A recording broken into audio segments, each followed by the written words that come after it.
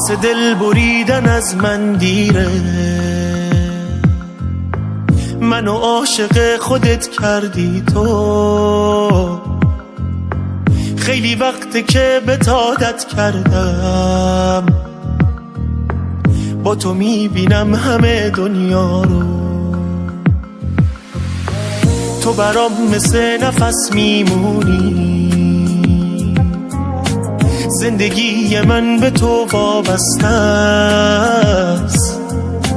جای هیچکی جز تو قلبم نیست، دل عاشقم بهت دل بسته است. تو رو خدا تنهام نذار، تو رو خدا ترکم نکن، تو رو خدا از زندگیم خودتو نگیر کم نکن. نرو تو رو خدا تنهام نذار، تو رو خدا ترکم نکن، تو رو خدا از زندگیم خودتو نگیر کم نکن.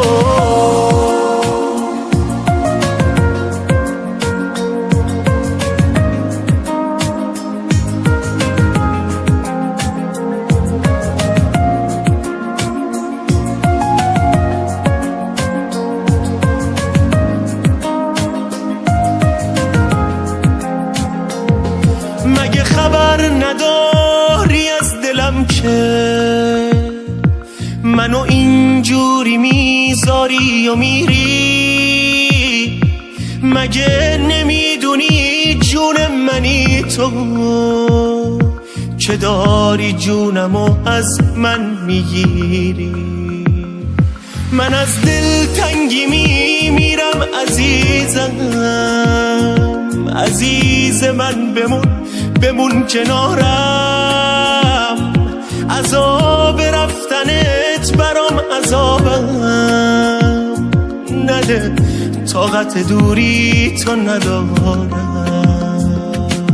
ببین تا حرف رفتن تو اومد، توی یه لحظه انگار پیر شدم من. هنوز نرفتی و اینجایی، اما تو درد رفتنت اسیر شدم من.